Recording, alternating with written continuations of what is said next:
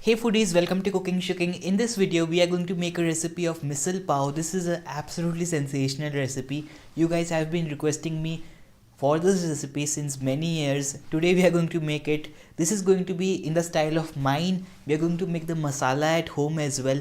Super delicious, super unique recipe. Let's get cooking.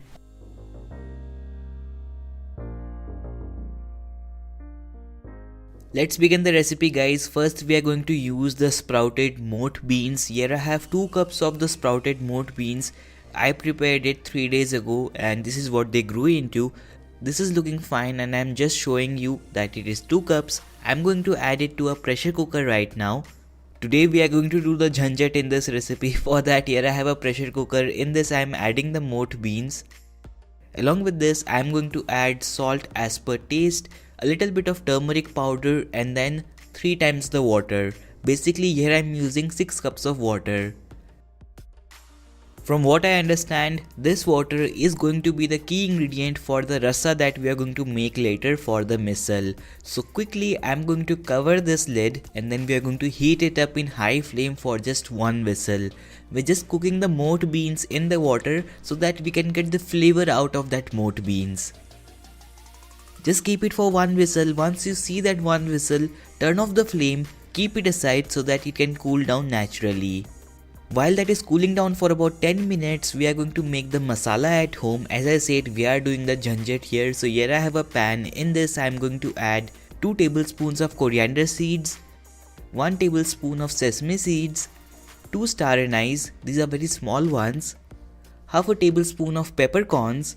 Here I am using 8 to 10 cloves, 1 teaspoon of saunf or fennel seeds, 1 tablespoon of cumin seeds, about an inch of cinnamon or 2.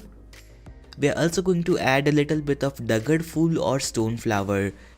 In medium flame, basically in low to medium flame, we are going to roast it for about 2 minutes. After about 2 minutes or so, you will see this gets very fragrant and aromatic and looks good.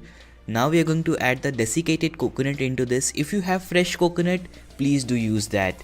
Here I am using 1/4 cup of desiccated coconut, about 5 tablespoons of Kashmiri red chili powder and about 15 cloves of garlic. These are small sized cloves, that is the reason I am using 15. If you are using medium or large sized, you can use 7 to 10 cloves of garlic. We are going to mix it, keep the flame low and then roast it for another 3 to 4 minutes. By the way, if you want to make a much more authentic and easier version of misal, you can try the Madhura's recipe, Kanda Lasun Masala and the Goda Masala. These are very authentic masalas that my dear friend Madhura ji has made available for everyone else to buy. So do try them. I have tried it. It tastes amazing. I just wanted to do jhanjat, that is the reason I am making the masala at home. So basically our masala is done. This is very well roasted. I am going to keep it aside for now and then we are going to grind it to a paste with some more ingredients. So here I have a mixer jar. In this I am adding the roasted masalas.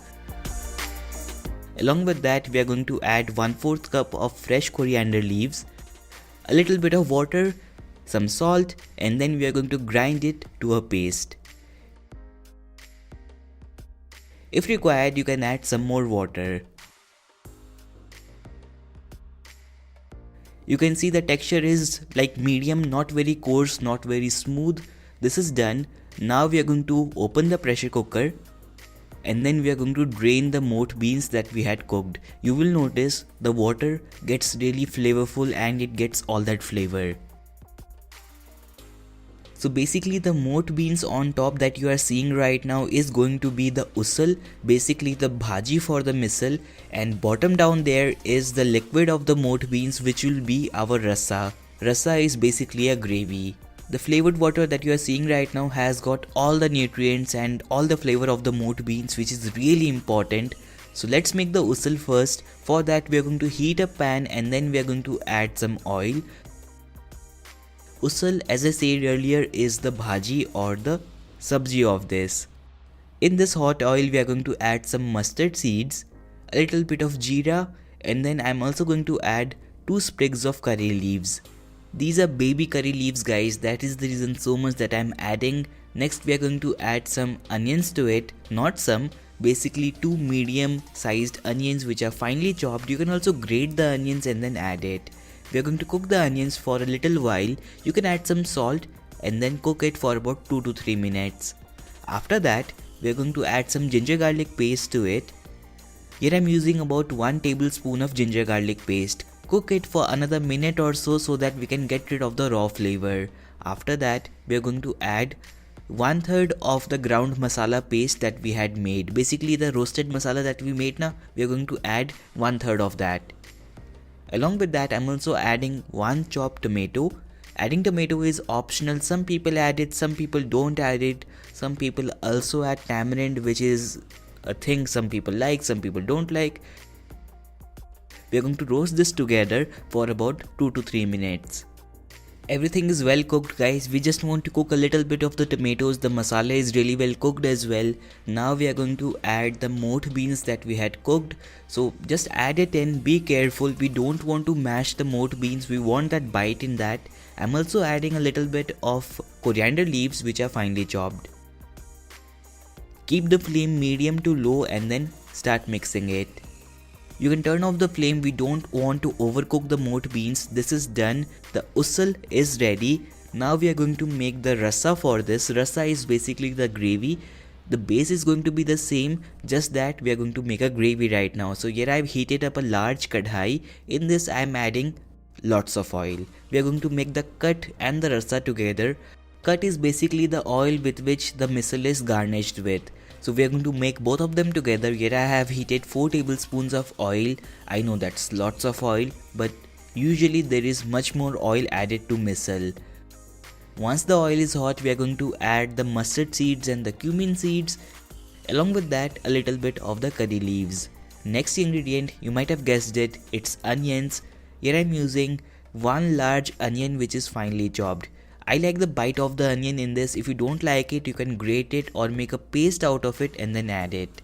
I'm also adding a little bit of Kashmiri red chili powder. Adding Kashmiri red chili powder will bring a very nice color in our cut.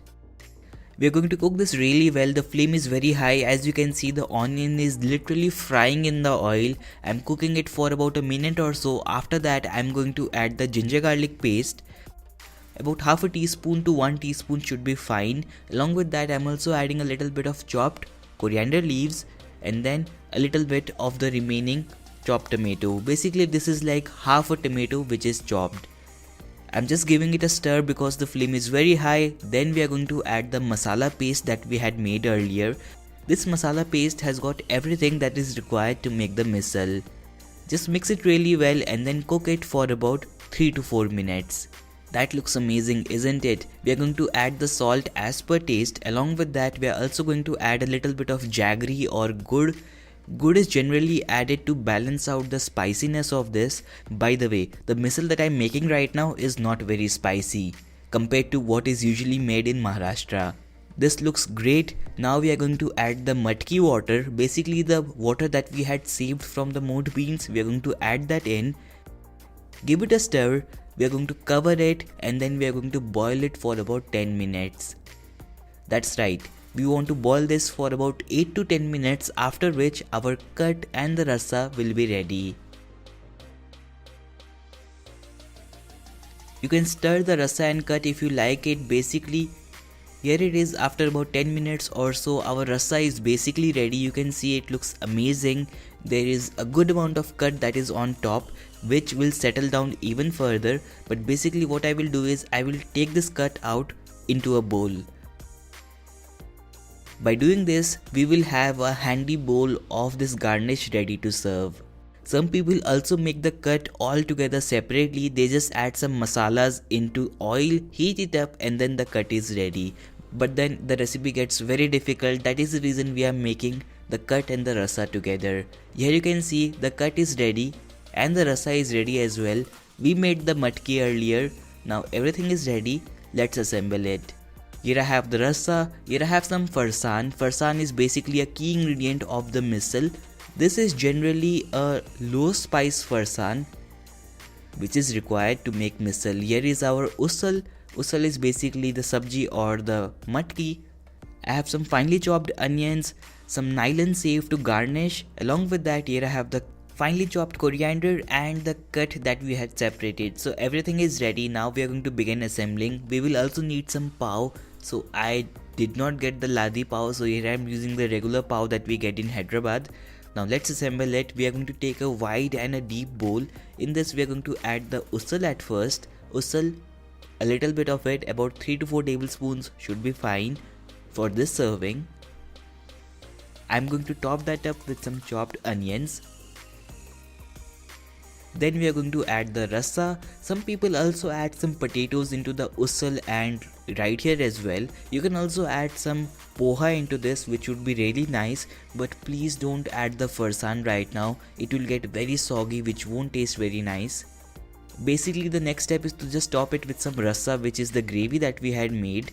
You can also layer it up with some usal onion rasa, usal onion rasa. After that we are going to top that up with the farsan. If you cannot get this farsan, you can use any mixture or even some fafda. The garnish will be some onions, some coriander and some nylon sieve. Finally on top, I am going to add some of the cut that we had separated. This is to be served with a serving of pav or any bread. You can also serve this with some sliced bread if you wish to. Along with that, some onions would be great, a little bit of lemon and some farsan on the side.